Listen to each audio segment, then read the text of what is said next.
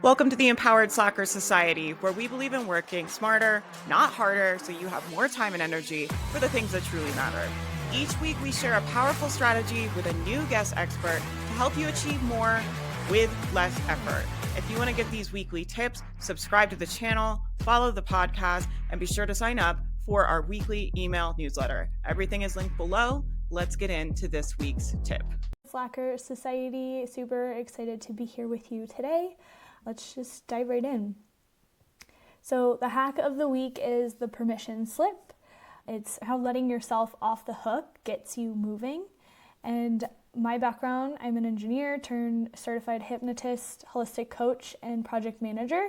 And I help folks dismantle capitalist linear time so they can work, create, and live freely. I've spent years unshaming how to live on my own clock, my own time, and today I want to share with you one of the most deceptively simple things that have changed my relationship with productivity, getting tasks done, and time in general. So the magic permission slip starts here. It sounds counterintuitive, but it is not. So I want to share with you just a quick story. The historical context of me, I am a traditional recovering type A, overachiever, overthinker, Virgo. I used to have a thing that I would like to do or want to do, go to yoga, study, get something done at work, and I would do so by pressuring myself really, really hard, and I would freeze because I felt like I needed to do this thing and I was really, really guilting myself, and that's what we do to ourselves. We want to, let's say you want to make a post or you want to start a business or you want to send an email or write a blog or write a book or any of these things, right? You want to do something. What happens is that our brain builds it up. I call this task magnification. Our brain is like, oh my God, I need to figure out what the book will look like in its entirety before I can even start on just the outline, right? Or write the first couple of sentences. And we freeze because it looks like this big mountain. It's magnified. And so we freeze and we avoid it and we don't do it. So we guilt, we punish, and we berate ourselves. And then what happens is that we identify as someone who doesn't follow through, someone who is a procrastinator, someone who doesn't honor their own commitments to themselves. And so we have this negative identity that we hold. And because of this cycle continues of wanting to do a thing, our brain builds it up, we freeze, we avoid, we guilt ourselves, and we buy into this narrative, this story that we're bad at following through. So I definitely had that cycle, and I've been working on healing it for 10 years and doing so in a gentle way, a loving way, because I now follow through and do so in a loving and gentle way. I want to share with you what is possible. So an example that I've used in my own life is going to the gym, and you can use this permission slip with anything. So it's super common. People want to go to the gym. People want to move their bodies. I do too. And what happened was I struggled to do it because I approached it in this old way of pressuring myself, guilting myself, avoiding it. And one day, at some point, over the last 10 years, I paused and I took a breath and told myself, you don't have to do this today. You don't have to work out. You don't have to move your body. And something in me released. Something in me exhaled. And 5 minutes later, I was getting up off the couch and doing it. And since I've started using this, I guess, quote unquote hack, this permission slip, I've noticed so much more ease and way more motivation, way more momentum, especially when my brain wants to shut down, rebel. If you are a rebellious person, I am right there with you, and this permission slip is for you. At first, it sounds counterintuitive because you tell yourself you don't have to do a thing, but it helps you move through the stuckness and the resistance in the gentlest way possible. And I know so many of us need that because as a society, we're so hard on ourselves. We're so mean. We guilt ourselves. It's a lot. And it doesn't actually help us do the things that we want to do in a sustainable, long-term, relational to self way. So here's the data, here's what it actually ended up looking like. Because I'm gentle on myself, I give myself this permission slip. As you can see, the stuff on the month, August 2024 on the left, I went twice that month. And then fast forward to December, this is when I was like trying to, get back into the habit more so. And I was giving myself permission slips all the time. And here we go. I went at least a few times a week. For most of the weeks, even I worked out on Christmas Eve and New Year's Eve.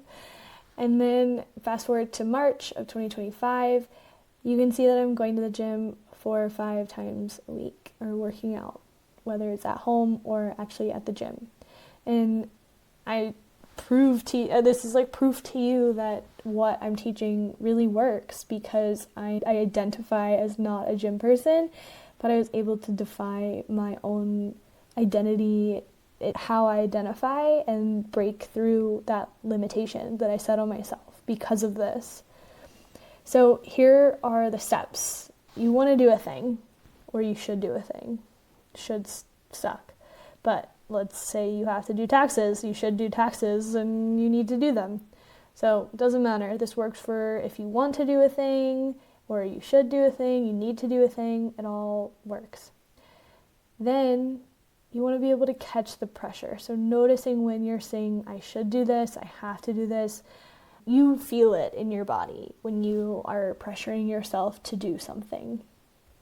Right when you notice that, I want you to say the magic words, which is, I don't have to do this today.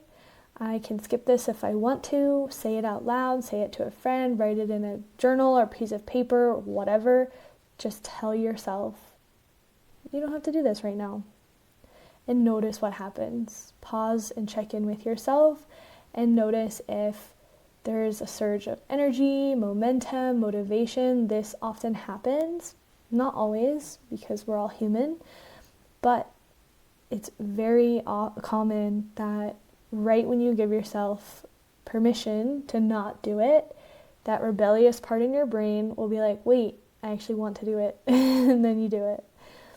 So noticing what happens, and then if you feel like doing it, you have this surge of energy and motivation, do it, and actually celebrate yourself for doing it. Acknowledge that you've done it. And if you don't, the next step is to make it simpler and easier. To make the task easier and simpler. Ask yourself, is there one tiny step that I can take, that I want to take right now? It takes me 5 seconds, 1 minute, 2 minutes. You get the point. You don't need to do the whole thing right now, just the next gentlest step. So those are like the 2 options. Give yourself permission, and then if you get this surge, do it and celebrate so you can heal that self-worth, that follow-through wound. If you don't feel like doing it still, then get curious about how to make it simpler, how to make it easier, when you might do it, getting clear about that. And here's some common roadblocks that folks might experience. If your brain tells yourself, like, I'll never do it if I don't pressure myself, I hear you. That is the old programming. Just try this once, notice what happens, experiment. It doesn't have to be perfect. And if it doesn't, like, quote unquote work and you don't do the thing, then you have this other option of making this thing easier and simpler. You're getting rid of that task magnification, that mountainous effect that our brain does to protect ourselves from doing a thing. So that's okay. And even if you don't do it still, you still gave yourself kindness, and that is healing, and that's a win in my book. And if you are the kind of person who identifies as you give yourself too many permission slips, you let yourself off the hook too much, you are an avoider or a procrastinator, like serious procrastinator or whatever. I don't even use the word procrastination in my work because it's shame-based. But if you feel like you already avoid everything, and if you let yourself off the hook, you'll never get anything done, or like you're not moving towards where you want to be, like I want to just name that. That voice is real, but it's coming from a place of fear, from, lived experience. Your brain is a predictive organ. So if you are in this pattern of doing the same thing over again, you want to do a thing, you let yourself off the hook and you don't do it and you never do it, then that's evidence that your brain uses against you. And so this is like built up shame over time, and there's lots more that you can do to heal this that I can't really say or go into in just a 10-minute thing. But the distinction is that this isn't about neglecting or abandoning yourself. This is not a pass. This is not like let yourself off the hook forever and you don't ever have to do anything ever again. This is more about reapproaching your tasks from a place of self-trust and compassion versus punishment and pressure. Okay? So if you're someone who leans towards this avoidance pattern, after you say, I don't have to do this, give yourself the agency and the choice to come back to what you actually want to do. Then ask yourself, if you really want to do the thing that you want to do, make it simpler, make it easier. No pressure. Okay? And for folks who like to know why things work, here's why this works.